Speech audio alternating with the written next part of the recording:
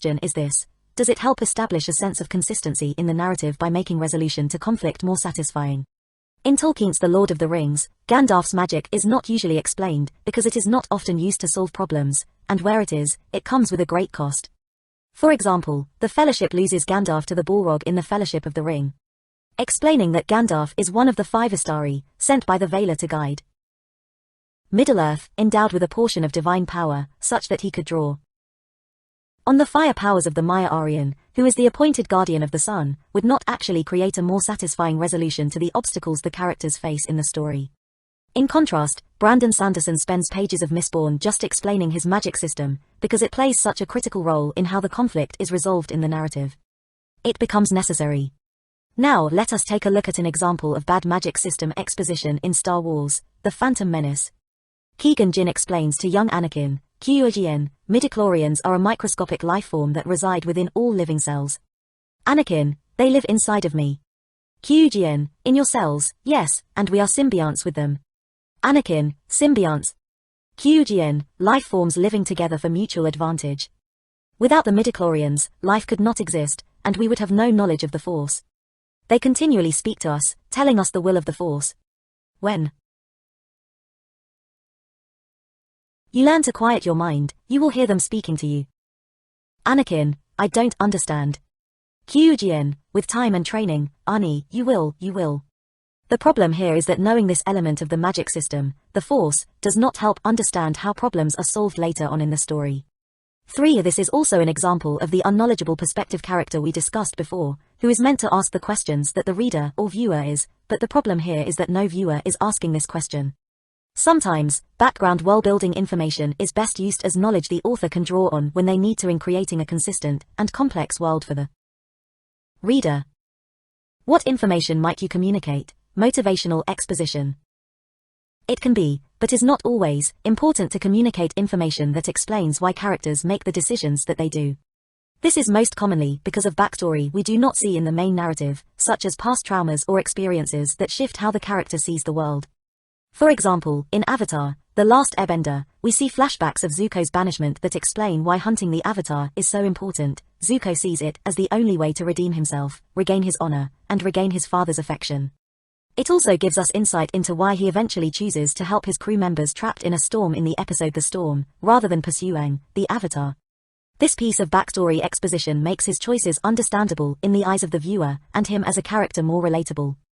Now, the author might know the backstory of a character, but that does not mean the reader has to know it. Mysterious characters can fuel intrigue in the story, like Snape in J.A. Rowling's Harry Potter series, whose backstory is only revealed in the final book when it becomes truly relevant to the reader's comprehension of the narrative. In contrast, the backstories of characters like Zuko and Aang are shared early on in order to make them more relatable to the reader as the perspective characters. However, some backstories neither make characters more relatable or create intrigue, so sharing them may just be raw exposition that serves no purpose in the narrative. Finally, where you do want to explore backstory, it can often be more compelling to write out the actual scene than to have them recount it to others' storyteller style.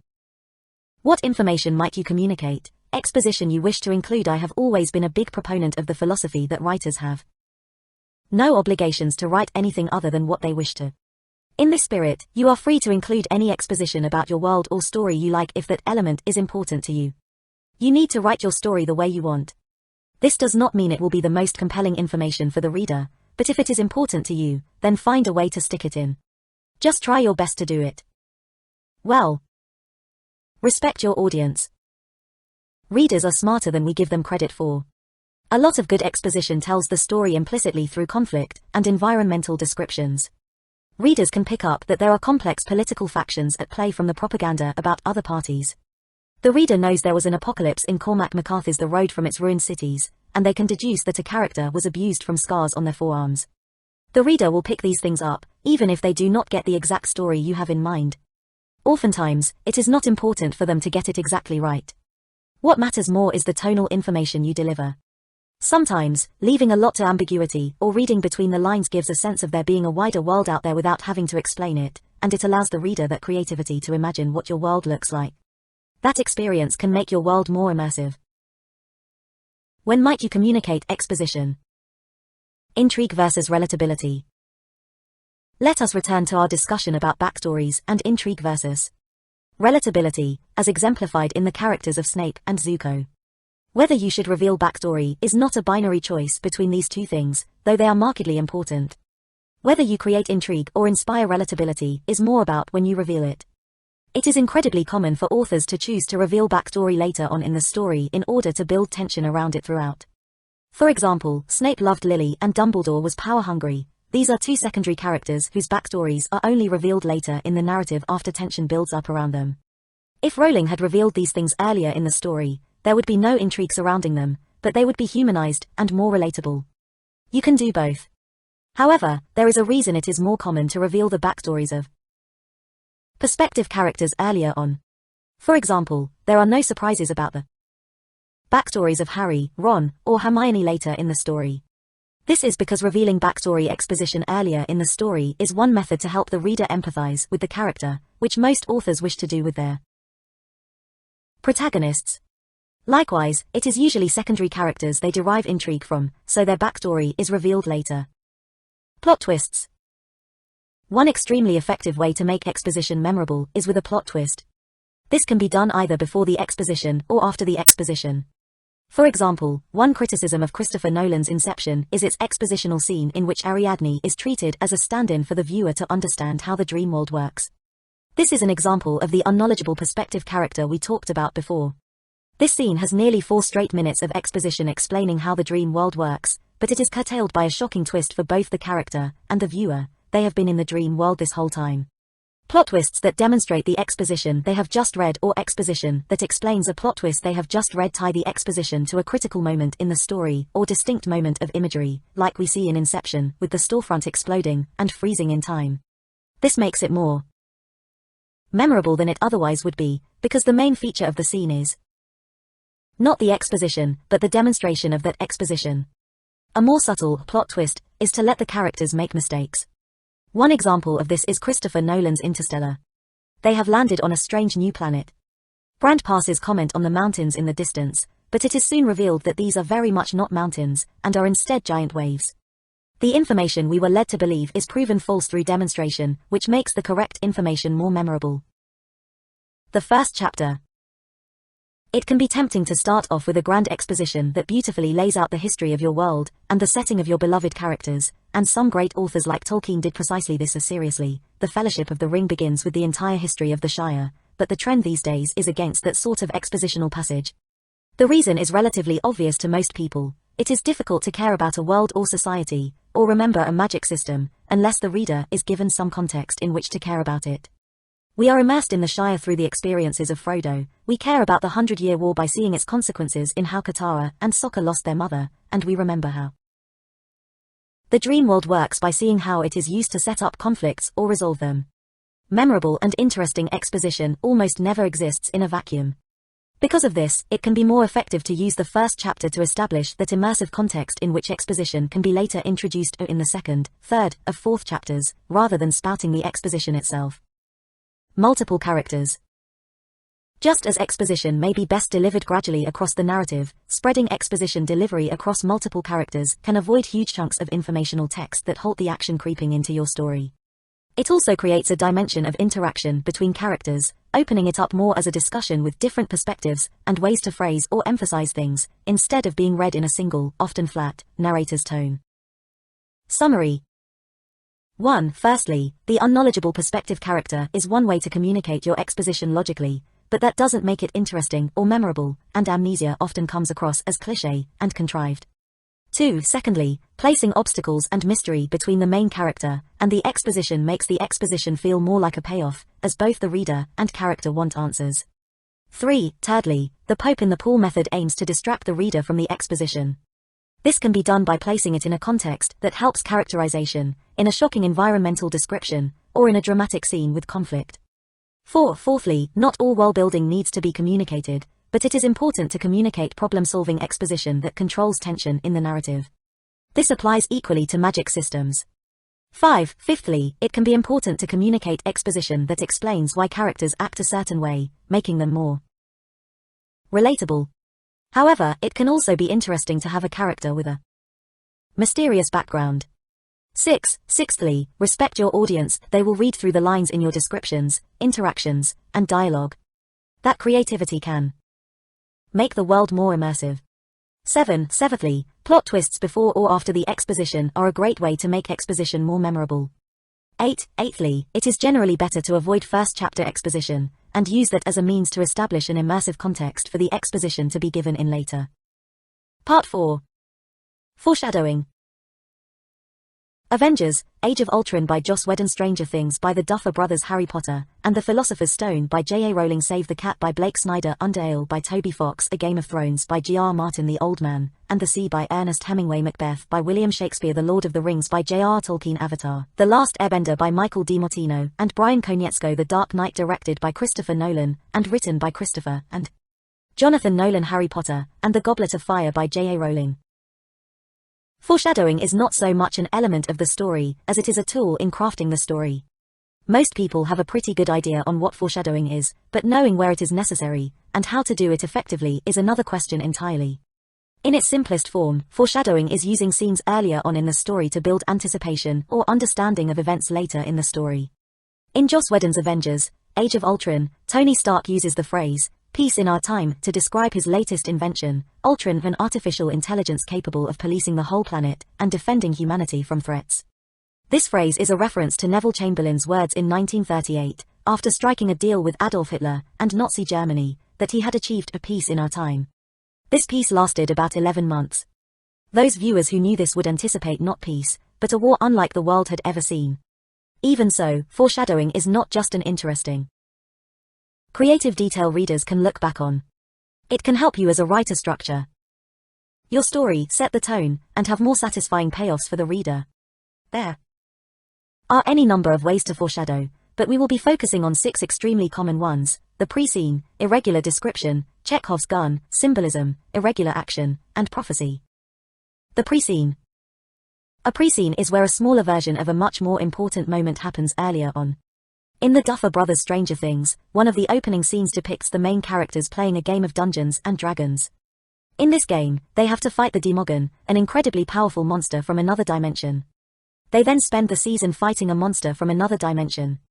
This pre-scene foreshadows a later plot event by mimicking what happens. Irregular description. This is where the author descriptively highlights something that would not usually be examined, choosing to give it more detail that it would usually be given. The most obvious example most people would know is Harry Potter's scar in Harry Potter and the Philosopher's Stone, where we find this passage. The only thing Harry liked about his own appearance was a very thin scar on his forehead that was shaped like a bolt of lightning. He had had it as long as he could remember, and the first question he could ever remember asking his Aunt Petunia was how he had gotten it. Normally, a scar by itself would not warrant any major description. We all have them. This irregular description signals to the reader that something mysterious happened in his past, but it also foreshadows the tension that will arise from the relationship he has with Voldemort in the future. Unlike the real world, where we see and hear everything in our life, but not all of it matters, writing forces an author to make conscious choices about what to include and what not to include. This means that to have a cohesive story that narrows the reader's focus to what the author wants them to see, every paragraph must serve a purpose in the narrative. Giving an irregular description to something sets it apart as an important focal point for the reader, signaling that something will come of it. To break down the details of how to write an irregular description. Whereas ordinary elements are often described in a list, the irregular object might be contrasted by being set apart in its own paragraph or sentence. The closer to the list, the clearer this contrast will be. For example, that statement about Harry's scar is preceded by this phrase: Harry had a thin face, knobbly knees, black hair, and bright green eyes. None of these things are pointed to as particularly important, because they are given in a list with no phrasing that distinguishes them. The statement about his scar has emotional dimensions, and is in its own sentence. A second method to set something apart is having a character interact with it extra in a way they don't interact with other things. Maybe they tell a story about it, get more worried about losing it, or have conflicting feelings about it. Chekhov's gun. This is probably the most common and important type of foreshadowing. It comes from playwright Anton Chekhov, who noted that, if in Act I you have a gun on the wall, then it must fire in the last act. To paraphrase screenwriter David Trottier in Snyder's book Save the Cat, a cup of coffee isn't important enough to describe, unless there's poison in it. Chekhov's gun is the principle that if something becomes consequential later in the story, then it should hold a foreshadowing presence earlier on, for example, a gun appearing on the wall in the first act when it is intended to be used in the third. This is a specific thing, usually an object, but it can be anything, that will return in the story.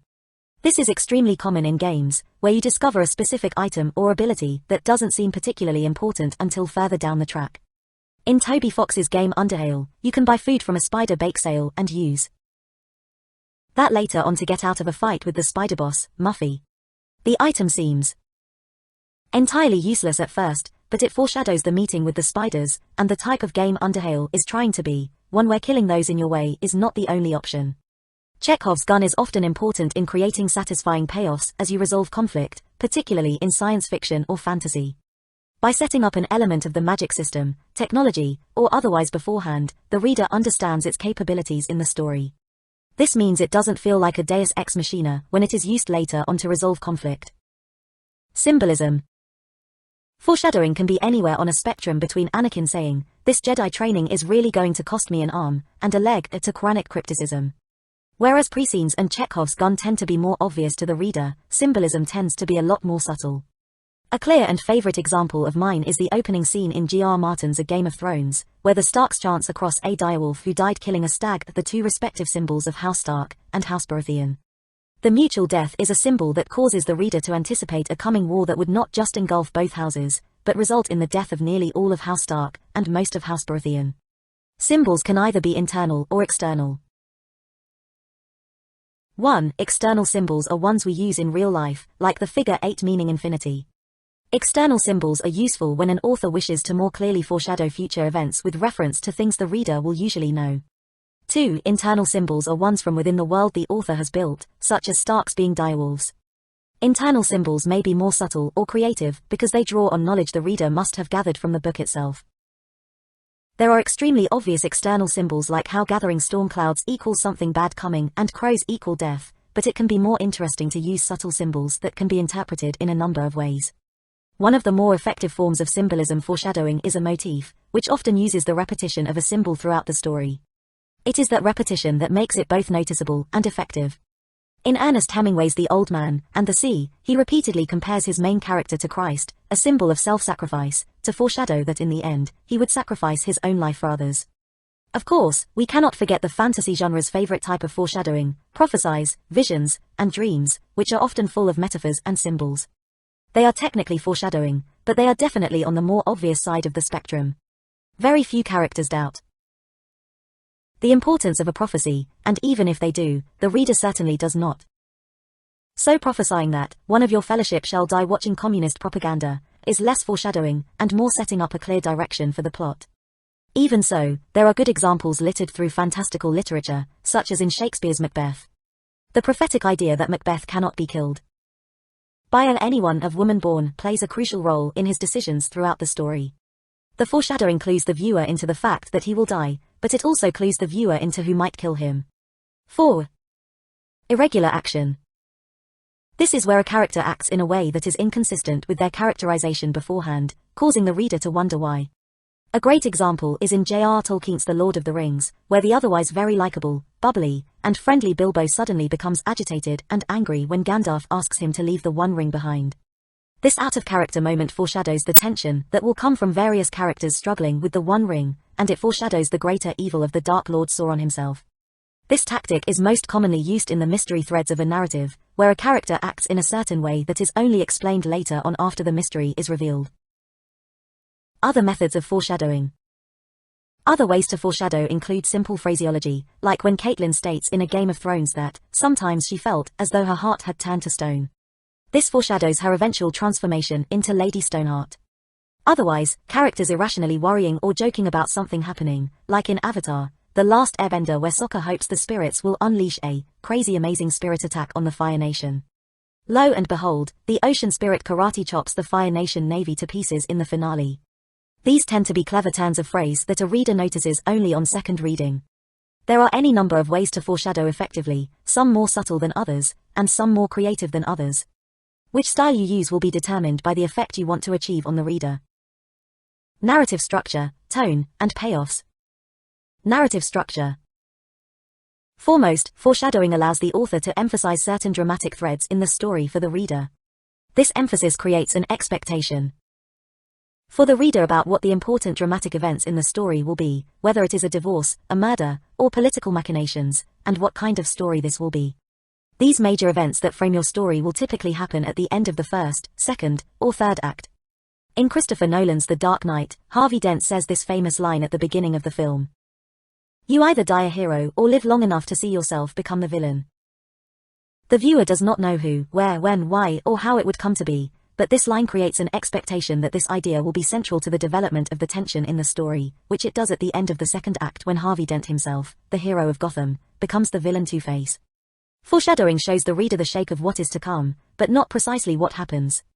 It acts as connective tissue in the narrative, linking the first, second, and third acts by creating an expectation for the reader of the dramatic moments that take place in each of them. A story will feel more cohesive when reader anticipates what could happen beforehand. It is, however, crucial to note that this does not mean they know what will happen. This means they know where tension will come from in the story. Whether it be a relationship breakdown, a mystery being solved, or Putin arriving with an army of bears. Foreshadowing guides the reader's experience. Tone. Foreshadowing allows an author to lay the foundations for a shift in tone that happens later in the story. In Harry Potter and the Goblet of Fire, one of the opening lines is, "The old scar on his forehead, which was shaped like a bolt of lightning, was burning beneath his fingers as though someone had just pressed a white-hot wire to his skin." This is a pre-scene that, despite the upbeat, happy beginning to the story with the Quidditch World Cup, foreshadows a much darker tone to the story which takes over soon enough with the attack of the Death Eaters. The shift in tone is representative of a tonal shift in the series more generally, as Harry Potter and the Goblet of Fire is regarded as ending the whimsical, light-hearted stories and beginning the dark, conspiratorial stories. On top of this, this line is a pre-scene of one of the darkest moments in the series yet.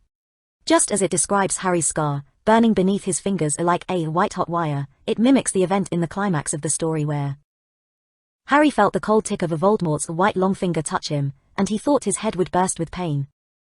It can be jarring for a reader to experience a dramatic shift in tone that comes out of nowhere.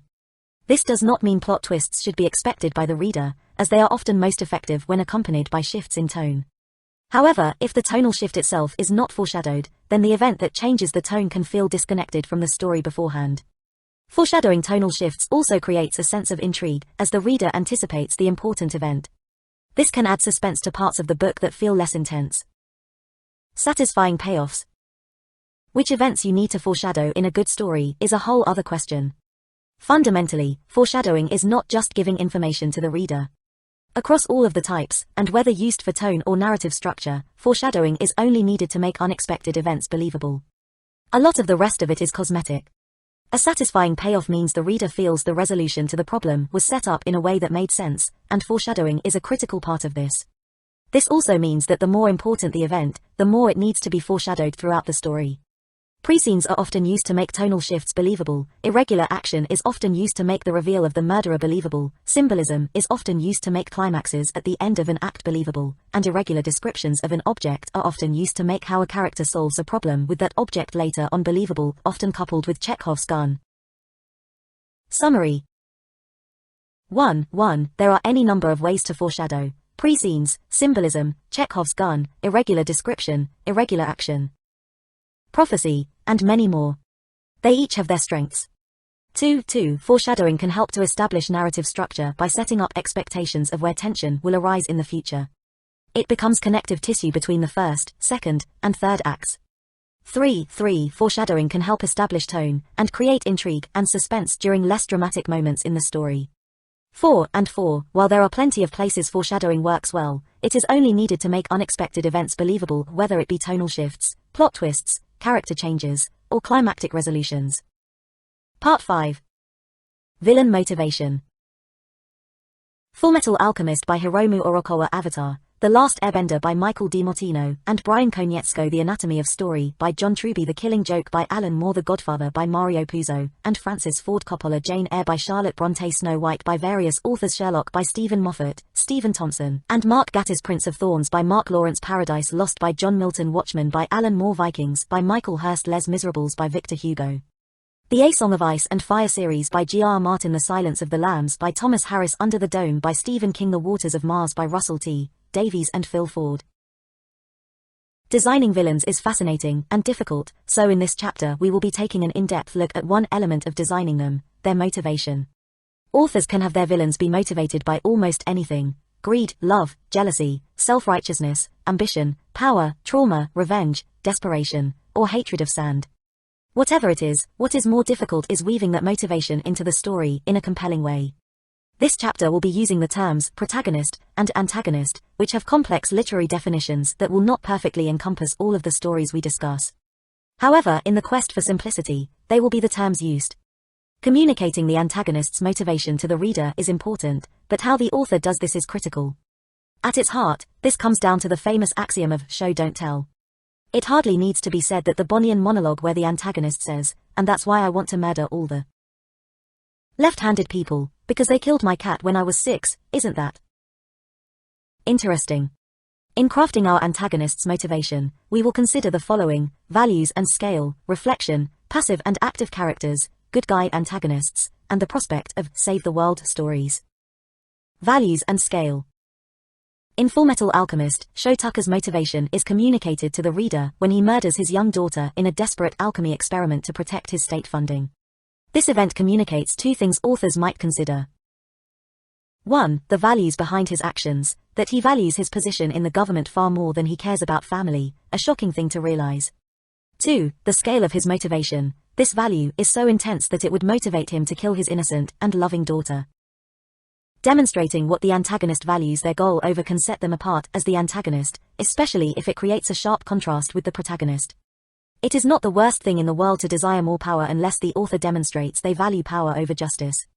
Likewise, showing the scale of their motivation reveals the lengths they are willing to go to, and what kind of a threat they are. This technique can also make an antagonist more multidimensional by demonstrating something they are not willing to risk to achieve their goal. This is particularly effective if the antagonist is shown to be willing to risk or not risk something the reader would usually care intimately about, family, friends, or social acceptance, rather than something like money, which feels superficial.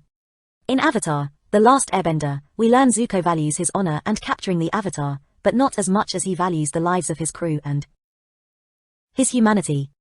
He is willing to threaten unarmed villagers, but he is not willing to risk his crew almost certainly dying in a storm.